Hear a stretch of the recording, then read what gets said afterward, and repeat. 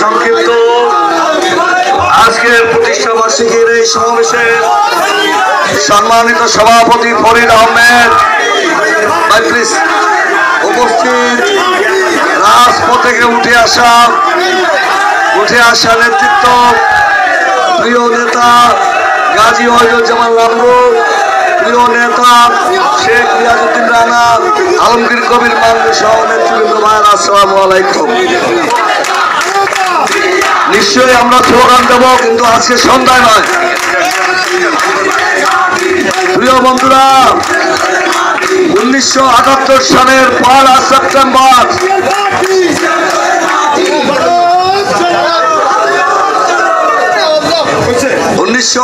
সালের 1 সেপ্টেম্বর 19 দফা কর্মসূচিকে সামনে নিয়ে শহীদ রাষ্ট্রপতি জিয়াউর রহমান বাংলাদেশ জাতীয়তাবাদী দল গঠন করেন।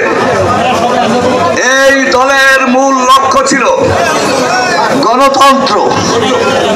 এই দলের মূল লক্ষ্য ছিল সৃষ্টিকর্তার প্রতি আস্থা এবং বিশ্বাস। এই দলের মূল লক্ষ্য ছিল এদেশের খেটে খাওয়া মানুষের বাসস্থান, বস্ত্র, অন্ন এর ব্যবস্থা করা। এই 19 দফার মূল লক্ষ্য ছিল একটি স্বনির্ভর বাংলাদেশ করা। এই 19 দফা বাস্তবায়নের লক্ষ্যে আমরা সারা বাংলাদেশে শহীদ রাষ্ট্রপতি জিয়াউর রহমান ঘুরে বেরিয়েছে, ঠিক কিনা? আজকের জিয়ানগরের সেই প্রত্যন্ত অঞ্চলে গাববেচরা নামক স্থানে তিনি এসে সমাবেশ করেছেন, আপনারা শুনেছেন। সেই দলটির আজকে প্রতিষ্ঠা বার্ষিকী।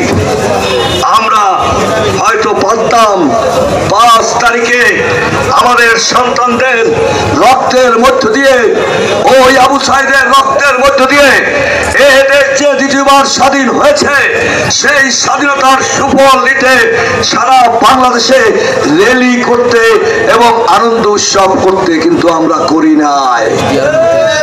কারণ ভারত কর্তৃক সৃষ্ট বন্যার কারণে আমাদের কয়েকটি জেলা প্লাবিত হয়েছে।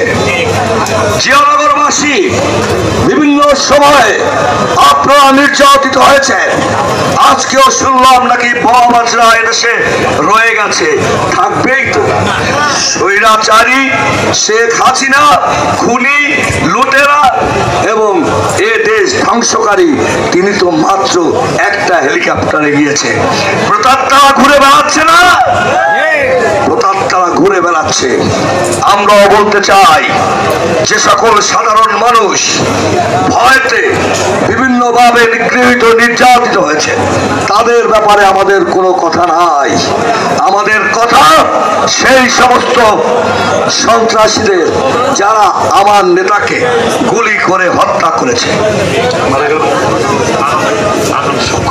শুকুরের রক্তের সাথে বেঈমানি করা যাবে না, ঠিক কিনা? লড়াই হবে ময়দানে। এদের এসে শহীদ জিয়ার 19 দফা বাস্তবায়নের মধ্য দিয়ে স্বনির্ভর বাংলাদেশ গড়ে তুলব। প্রতিষ্ঠা বার্ষিকী এ হোক অঙ্গীকার। আল্লাহ হাফেজ। শহীদ জিয়া অমর হোক। খালেদা জিয়া জিন্দাবাদ। তারেক রহমান জিন্দাবাদ।